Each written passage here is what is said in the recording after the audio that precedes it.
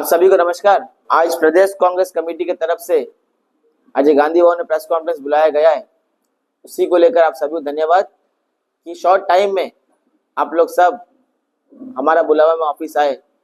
देखिए, आज हमारा प्रेस कॉन्फ्रेंस बुलाने का उद्देश्य आप हमारे पीछे बैनर देख सकते हैं। आज जिस प्रकार से देश में बढ़ती गैस के दाम को लेकर आज कांग्रेस पार्टी की तरफ जो प्रेस कॉन्फ्रेंस बुलाया गया है, और साथ ही साथ आज जो अंडमान निकोबार द्वीप समूह जो बर्निंग इश्यूज है, उस बर्निंग इश्यूज को लेकर आज हमारे कांग्रेस के नेतृत्व आपके समक्ष अपनी बात को रखेंगे, जिसमें हेल्थ सेक्टर की बात हो गया, पुअर इंफ्रास्ट्रक्चर की बात हो गया, मैरिन लाइफ का बात हो गया। हर एक मुद्दा को लेकर आज हमारे शीर्ष नेतृत्व आपके समक्ष विस्तार से बात रखेंगे। तो मैं अपने बात को खत्म करने से पहले साथ ही साथ मैं चाहूंगा कि हमारे प्रदेश कांग्रेस कमेटी के अध्यक्ष रंगलाल जी आज मीडिया के लोगों को संबोधित करें। प्रेस बंधुओं को नमस्कार। जो भी हम अंडमान निकोबार आइलैंड के हमारे लोग सुनते हैं हमारे बात को, यही हम कहना चाहता हूं। देखिए, आज 10-12 दिन हो चुका है। ईरान, अमेरिका और इजराइल की लड़ाई आप सभी ने यूट्यूब में देख रहा है। लेकिन आज हमारा ये बैठने का, ये प्रेस कॉन्फ्रेंस करने का उद्देश्य यही है कि लड़ाई तो बाहर में चल रहा है। कहाँ तक हम लोग, हमारे जो जनता है यहाँ पे अंडमान निकोबार में बसे हुए हमारे जो जनता जनार्दन है, इनको जो एसेंशियल कमोडिटीज जैसा आपका चावल है, गेहूँ है, जितने भी एसेंशियल कमोडिटीज है, गैस है, ये सारे चीज का जो किल्लत नहीं होना चाहिए। मेरा एडमिनिस्ट्रेशन से, मेरा सरकार से, मोदी सरकार से ये हमारा निवेदन है कि लड़ाई तो चल रहा है 10-12 दिन से, लेकिन अब हमने सुना, हमारे पास खबर आता है कि मेनलैंड में कई रेस्टोरेंट बंद हो चुका है। कई जगह में खबर आता है, अपने बच्चों लोग भी मेनलैंड में है, वहीं से भी खबर आता है कि भाई यहाँ पे गैस का भी पूरा कमी शुरू हुआ है, ट्रांसपोर्टेशन बंद हो रहा है सीएनजी का जरिए, फिर रेस्टोरेंट बंद हो रहा है। ये परिस्थिति अंडमान में ना हो, हमारा बोलने का यही है। कोई पैनिक नहीं है, लेकिन जो भी है, आज जो परिस्थिति अंडमान का देख रहा है, आज 2 दिन से जो है गैस के ऊपर में चल रहा है, ये होना नहीं चाहिए। एडमिनिस्ट्रेशन से मेरा दरखास्त है, मोदी सरकार से मेरा दरखास्त है कि ऐसा पैनिक ना करे। एसेंशियल कमोडिटीज जितने भी है, नहीं तो गरीब लोगों का बहुत मुश्किल होगा, गरीब जिंदा रहना मुश्किल हो जाएगा। ऐसा कोई पैनिक नहीं होना चाहिए। और जितने भी हमारे बिजनेसमैन हैं जो इसके साथ में इन्वॉल्वमेंट है, एडमिनिस्ट्रेशन से हमारा निवेदन है, जो इसके पीछे 2 नंबरी कर रहा है, अगर आज गैस का रेट जो है 60 रुपीज और बढ़ गया है, और भी बढ़ा है, उसमें अगर 2500-3000 में बिक्री होगा तो गरीब ये परचेजिंग नहीं कर सकता है। तो ये आप देखिए, हमारा कहने का आज का ये प्रेस कॉन्फ्रेंस इसीलिए है कि कोई पैनिक ना हो और सारा चीज ये 5 लाख पॉपुलेशन को मिल जाए, यही सबसे बड़ा बात होगा। क्योंकि सभी चीज जो है हमारे मेनलैंड से आते हैं। तो ये हमारा कहना है, इसलिए हम हमारा छोटा सा एक प्रेस कॉन्फ्रेंस बुलाया है। इसलिए हमारे बहुत सारे साथी बैठे हैं, उन लोगों को मैं देता हूं कि जो भी इसी से बारीकी से इसके ऊपर में चर्चा करें। मीडिया के मेरे सारे बंधुओं को और जो हमारे जो दर्शक है, जो आज हमारे ये प्रेस कॉन्फ्रेंस देख रहे हैं, उन सभी को मेरा सादर प्रणाम, अभिनंदन। जैसा कि अभी हमारे अध्यक्ष जी ने, रंगलाल जी ने बताया कि आज जो यहाँ पे बर्निंग इशू है, जैसे गैस और तेल की जो किल्लत को लेकर आज हमने ये प्रेस कॉन्फ्रेंस बुलाया है। तो मैं ये चीज स्पष्ट करना चाहती हूँ यहाँ पे, ये मोदी जी का देन है। मैं स्पष्ट रूप से यही कहूंगी कि ये मोदी जी का देन है, क्योंकि जब अंतर्राष्ट्रीय स्तर पर जब बात होना होता है, तब वो ट्रम्प के आगे झुक जाते हैं।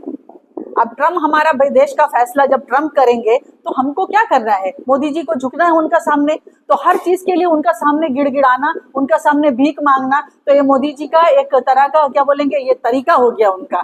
तो इसके लिए तो हम लोगों को, भारतीयों को भी भुगतना पड़ रहा है। आज अब देख रहे हैं पूरे भारतवर्ष में गैस और इसका जो दाम है 60 रुपीज जो घरेलू सिलेंडर और दूसरा जो कमर्शियल वाला 115 रुपया बढ़ाने के बावजूद हमारे लोगों के अंदर एक दहशत, क्योंकि आज महंगाई इतना उच्च स्तर पर पहुंच गया है, वैसे ही हमारी जनता जो है महंगाई का मार झेल रही है, उसके ऊपर अगर गैस का भार भी, अगर अत्यधिक भार अगर पड़ गया तो हम लोग कहाँ जाएंगे।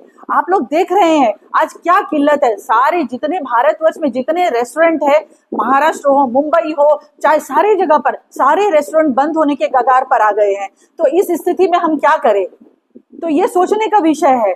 तो इसके लिए केंद्र सरकार को कोई कदम उठाना चाहिए, लेकिन आज भी मोदी सरकार का कोई एक वक्तव्य नहीं आया, उनका कोई एक स्टेटमेंट नहीं आया कि लोग चाहे क्या करेंगे। आज यहाँ की जनता त्राहिमाम है। देखिए गैस सिलेंडर, अगर सभी को पता है आज लकड़ी नहीं मिल रहा है, बत्ती तेल का समस्या नहीं मिल रहा है, क्योंकि बत्ती तेल पहले कार्ड में मिलता था, आज वो भी नहीं मिल रहा है, तो हम लोग जाएंगे कहाँ। एक तो इतना दाम बढ़ा दिए, दूसरा मिल भी नहीं रहा। अगर रेस्टोरेंट बंद हो जाएगा तो उसके पीछे जितने लोग काम करते हैं उनका भी भरण पोषण जो रेस्टोरेंट के जरिए होता था वो भी नहीं होगा। और खासकर मैं महिला होने के नाते मैं एक बात यहाँ पर स्पष्ट करना चाहूंगी कि खासकर ये जो मार पड़ा है वो महिलाओं के ऊपर पड़ा है, क्योंकि घर का सारा देखभाल जो महिलाएं करती है, बाहर जाती है, घर का काम देखती है, बाहर में काम करती है, तो ये सारा अत्यधिक बोझ जो है महिलाओं पर ज्यादा पड़ा है। तो मैं आप लोगों के माध्यम से ये कहना चाहूंगी कि इसके ऊपर में लगाम लगाना चाहिए। जैसा हमारे अध्यक्ष महोदय ने अभी बताया, जो भी कालाबाजारी करेगा उसके ऊपर में प्रशासन को भी चाहिए निगरानी रखे और उनके ऊपर कड़ी से कड़ी कार्रवाई करे, क्योंकि आज ये बहुत ही अहम मुद्दा है। ये कांग्रेस पार्टी का नहीं, सारे देशवासियों के लिए एक मुद्दा है। अगर सिलेंडर अगर टाइम पे नहीं मिला तो लोग कहाँ जाएंगे, ये एक प्रश्न चिन्ह है। तो जहाँ पे घर पे जो खाना बनाना मुश्किल हो जाएगा तो क्या खाएंगे लोग, सिलेंडर का दाम इतना बढ़ जाएगा तो गरीब आदमी कहाँ जाएगा। जो पैसे वाले लोग हैं ठीक है रेस्टोरेंट से खा लेंगे, लेकिन रेस्टोरेंट भी बंद होने के कगार पर है। तो ये आज केंद्र सरकार को सोचना है। आज हमारा हरदीप पुरी जी जो बहुत ट्रम्प के साथ में मिलकर जो उनका एप्स्टीन फाइल में नाम आता था, आज हरदीप पुरी का एक भी स्टेटमेंट नहीं आता। स्मृति ईरानी जो पहले वो सिलेंडर लेके नाच रही थी, आज उनका भी कोई स्टेटमेंट नहीं आता। कहाँ चले गए वो सब, कहाँ बिल में घुस गए क्या। लेकिन ये तो एक सवाल है। तो मैं ये सवाल प्रशासन से और यहाँ के भाजपा के नेताओं से पूछना चाहती हूँ कि इसके ऊपर कोई अंकुश लगेगा कि नहीं लगेगा। हमारे लोगों को राहत मिलना चाहिए। कांग्रेस पार्टी हमेशा से हर मुद्दे पे, चाहे स्टूडेंट का मुद्दा हो, चाहे महिलाओं का मुद्दा हो, चाहे कोई भी मुद्दा हो, सड़कों पर उतरती है, आवाज उठाती है, अपना बात को रोष प्रकट करती है। इसी विषय में मैं भी यही कहना चाहूंगी कि आज ये अहम मुद्दा है, उसके ऊपर कांग्रेस पार्टी ने आवाज उठाया है। अगर ये किल्लत खत्म नहीं है तो कांग्रेस पार्टी सड़कों पे भी उतरेगी, इसमें कोई कसर नहीं छोड़ेगी। और लोगों की आवाज को बुलंद करने के लिए कांग्रेस पार्टी कभी पीछे हटी भी नहीं है और हटेगी भी नहीं। तो मैं इतना ही कहकर मेरे अगले वक्ता को मैं कहना चाहूंगी कि मेरे साथ मेरे डिस्ट्रिक्ट कांग्रेस के प्रेसिडेंट है अभिभूषण जी है, NSUI के अध्यक्ष साजिद जी है, हमारे OBC के चेयरमैन राज जी है। मैं सभी से यही कहना चाहूंगी कि आप भी अपनी बात को रखें और जनता के सामने हम जाएंगे और बीजेपी का ये जो दो तरफा जो मुद्दा है ना उनका, ये लोगों के सामने अभी तो स्पष्ट हो गया है, अभी और कुछ बाकी नहीं है। क्योंकि मोदी जी ने तो नोटबंदी और कोरोना में लाइन लगाना शुरू कर दिया था, तो आज ये लाइन जो है वो बस गैस के मुद्दे पे भी आ गया है। तो मैं इतना ही कहकर अपनी बात को विराम देना चाहूंगी और आप लोगों का भी मैं दिल से धन्यवाद करना चाहूंगी कि आप लोग इस मुद्दे को लेकर आप सब हम यहाँ पर आए हुए हैं। धन्यवाद। जय हिंद, जय महिला कांग्रेस। सभी को नमस्कार। जैसा कि मुझसे पहले हमारे पार्टी के अध्यक्ष रंगलाल हलदर जी और हमारे महिला कांग्रेस के अध्यक्ष जुबैदा मैडम ने जिस तरह से हमारे आज का जो इशू है जिसके लिए हम लोग आज प्रेस कॉन्फ्रेंस कर रहे हैं उसके बारे में बताया, मैं भी उसी के बारे में 2-4 मिनट आपके साथ बात करना चाहूँगा। जैसा कि आप एक्चुअली आज जो भी हम लोग सुन रहे हैं, ये जो LPG को लेके हम लोग टीवी पे देख रहे हैं, लेकिन कोई भी इसको ऑफिशियली कोई आके नहीं बोल रहा है कि क्या स्टेटस है। हम बस हमारा प्रेस कॉन्फ्रेंस करने का एक ही मकसद है कि हमारे अंडमान को जनता को क्लैरिटी मिले कि आज हमारे पास LPG का क्या स्टॉक है, डीजल का क्या स्टॉक है, पेट्रोल का क्या स्टॉक है। क्योंकि हम लोग मुख्य भूमि से बहुत दूर है, अगर कुछ भी होता तो हम लोग सबसे ज्यादा हैम्पर करेंगे।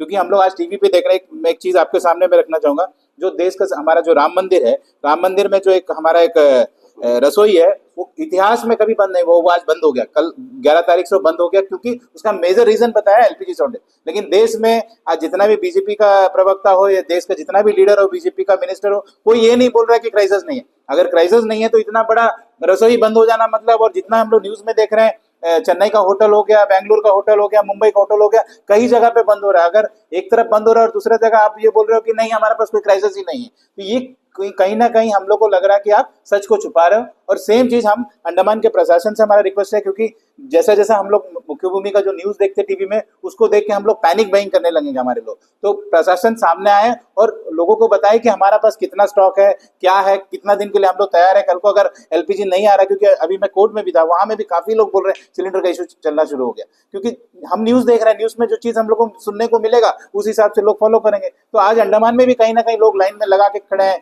सिलेंडर जमा करने का कोशिश कर रहे हैं, कोई तेल जमा करने। तो प्रशासन से रिक्वेस्ट है कि आप क्लैरिटी के साथ लोगों को बताएं कि हमारे पास क्या स्टॉक है और इसका क्या स्टेटस है। उसी तरह क्योंकि हमारा पार्लियामेंट में भी कांग्रेस गवर्नमेंट इस बात को उठा रहा है और पूरा अपोजिशन बात कर रहा है। कल मैं एक वीडियो भी देख रहा था, विष्णु जी बोल रहे हैं कि पार्लियामेंट में कांग्रेस बात नहीं करने दे रहा है। भाई पार्लियामेंट में कांग्रेस क्यों नहीं बात करने दे रहा, ये जानना बहुत जरूरी है, क्योंकि वो देश का मुद्दा पार्लियामेंट में उठा रहा है। देश का ये सबसे बड़ा मुद्दा आज के डेट में जो गैस का इशू पूरा थ्रू आउट इंडिया में चल रहा है, इसके बारे में चर्चा करना चाहता है, पर कोई कर ही नहीं रहा है। सबको बोल रहा है सब ठीक है, सब ठीक है, सब ठीक है, बट सब ठीक है, प्रॉब्लम तो हम लोग फेस कर रहे हैं। तो हम चाहते हैं कि इसका एक क्लैरिटी हम लोग सबको मिले। और साथ ही साथ बहुत सारा इशू है हमारा, अगर आप पीछे बैनर देखोगे हम लोग उसमें बहुत सारा इशू डाला, और आगे हमारे बहुत सारे वक्ता है जो उसके ऊपर भी बात करेंगे। बहुत बहुत धन्यवाद। सबको नमस्कार। जैसे कि आपको मालूम होगा कि आज का जो बर्निंग इशू जो चल रहा है पूरे देश में, पूरे हिंदुस्तान में चल रहा है, पूरी दुनिया में जो ये लड़ाई चल रहा है इजराइल, ईरान, अमेरिका के चलते जो पूरे देश में गैस की जो किल्लत जो आई है, सरकार पहले बोला कि कोई प्रॉब्लम नहीं होगा, लेकिन तुरंत ही 60 रुपया डोमेस्टिक और कमर्शियल में 115 रुपया बढ़ा दिया। तो बहुत ही सोचने की बात है और कांग्रेस पार्टी इसकी निंदा करता है बहुत कड़वे शब्दों में। वैसे ही जनता परेशान है महंगाई को लेके। 1 रुपया 2 रुपया नहीं, कुछ सोचा भी नहीं, सरकार ने 60 रुपया बढ़ा दिया। बहुत होता है 60 रुपया। जैसे जुबैदा मैडम बोली कि असर पड़ता है गृहिणी को, महिला को। जॉन भाई भी सारा बात बता दिया, विस्तृत से हमारा अध्यक्ष जी भी बता दिया।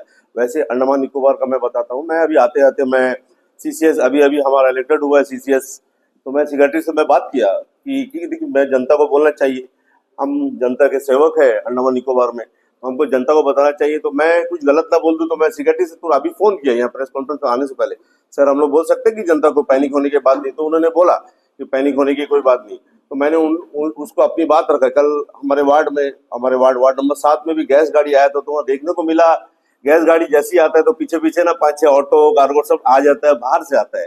तो मैंने उनको फोन किया कि सर एक सुझाव दिया, आप एक काम करिए, हम लोग से कंट्रोल नहीं होगा, आप एक पुलिस दे दीजिए और एक आप दिशा निर्देश करिए, जो भी वार्ड में जाता है, जो भी बस्ती में जाता है गैस सिलेंडर बुक देके उन्हीं को दीजिए। और मैं और एक रिक्वेस्ट करना चाहता हूँ हमारे अध्यक्ष जी से कि इतने बर्निंग इशू है अंडमान निकोबार में गैस का चलता है, आप देखें टीवी में भी लाइन लगा हुआ है महंगाई को लेकर और गैस को। मैं अध्यक्ष जी से अनुरोध करना चाहता हूँ हमारे बोर्ड के सभी मेंबर को बुलाए और हमारे सेक्रेटरीज को बुला के समीक्षा करें।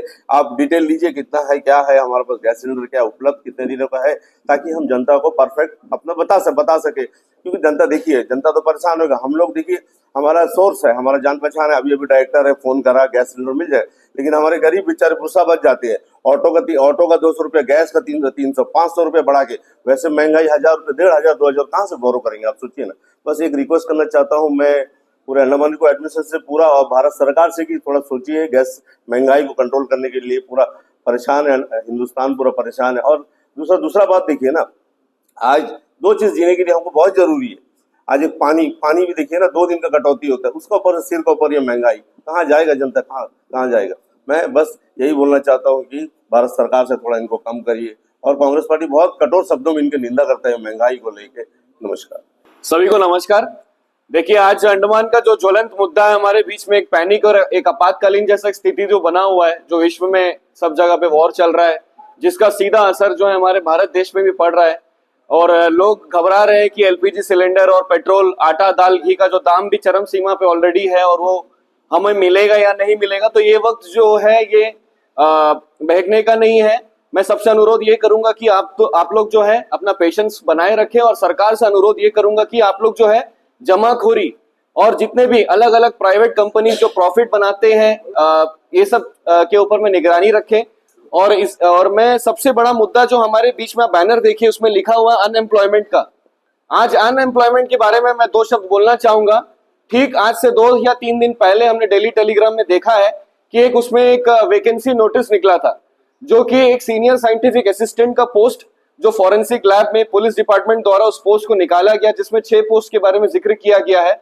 उसमें कई सवाल जो है हमारे मन में आ रहा है कि अगर आपके पास में परमानेंट पोस्ट वैकेंसी है तो आप उसको कॉन्ट्रैक्चुअल बेसिस में आपने उसको क्यों निकाला। दूसरा, उसमें जो आपने एक एज लिमिट दिया है जिसको आपने 25 से 45 साल तक रखा है, वो 45 साल तक आपने क्यों रखा।